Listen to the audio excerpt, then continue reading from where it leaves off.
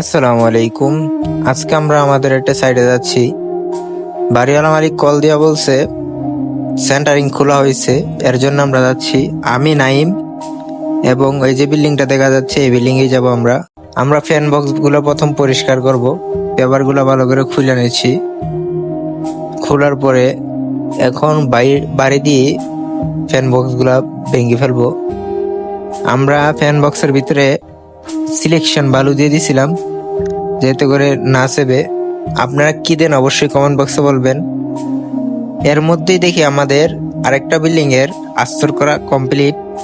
রাজমিস্ত্রি ভাইদেরকে ধন্যবাদ জানাই আমাদের বুটগুলো সুন্দর করে রাখার জন্য এবং ক্লিয়ার করে রাখছে।